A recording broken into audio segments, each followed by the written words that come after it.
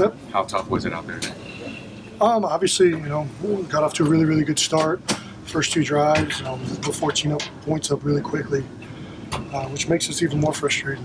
We had a chance to really, we were going to get the ball back in the second half. We could have put 2 more scores together there in the first half. It would have been very difficult for them.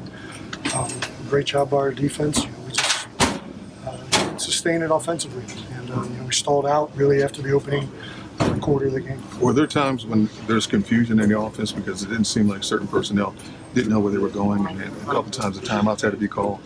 You'd have to ask maybe coaches that. I think that anytime you're in an environment like this, communication is one of the points of emphasis. I think there were a couple of times where we got up to the ball, we're trying to make it a change late, and getting that communicated is tough.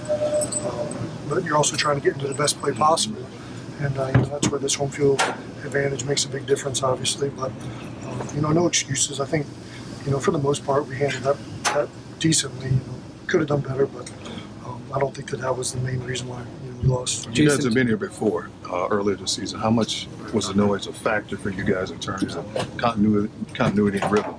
Yeah, it's always a factor. But I thought that for the most part we were on the same page. I didn't, there's a couple of things here and there, but we definitely put a better foot forward than the last time we were down here, especially defensively, obviously. We got into a rhythm early, and you have to go back, watch the tape, and figure out what stalled out the running game, what kind of stalled out the offense.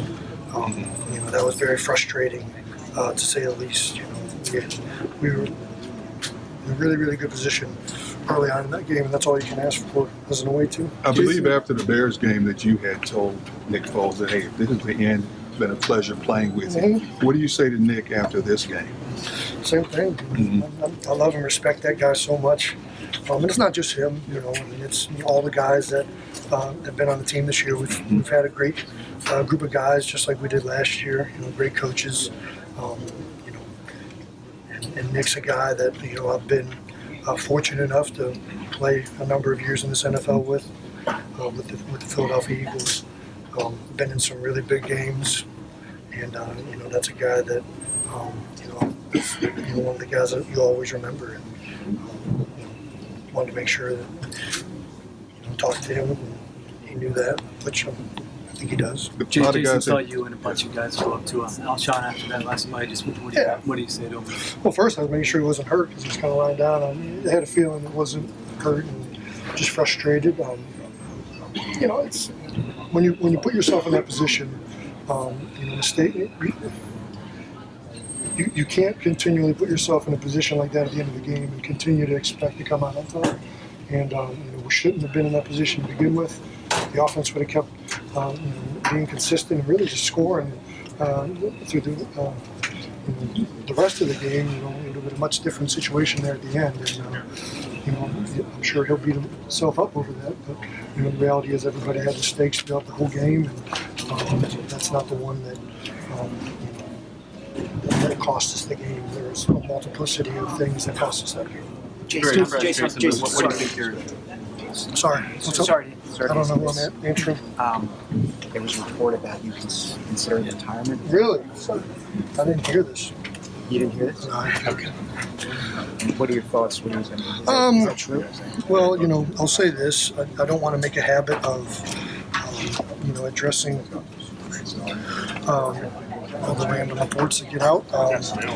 But this is a game where I am getting older, and I think that for the last 3 years, realistically, I've tried to stay in the moment and stay in the season, and then at the end of the year, you make you reassess and reevaluate. I certainly have not made any decisions or anything like that. And it was the same situation really last year and the year before that. I'd imagine probably a similar situation that Chris Long has been through the last few years, and Nick Foles has mentioned it. It's the reality is that it's a hard game physically, and the older you get, the competitor in you and the player in you obviously wants to keep playing and keep going.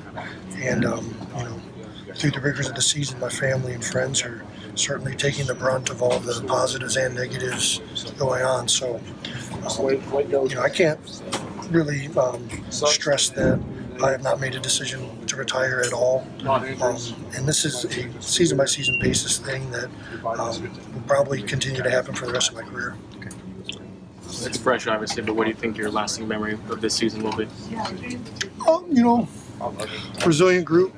I don't know that I have any one memory in particular. This was a year where, the ups and downs, the team just continued to get better and better every week. Had a lot of adversity, a lot of things go wrong. And guys just continue to fight. Guys never gave up. That's why we're still playing right now. We were playing until today. And I think that speaks to the character of this group, the character of this team that Doug and the front office have put together.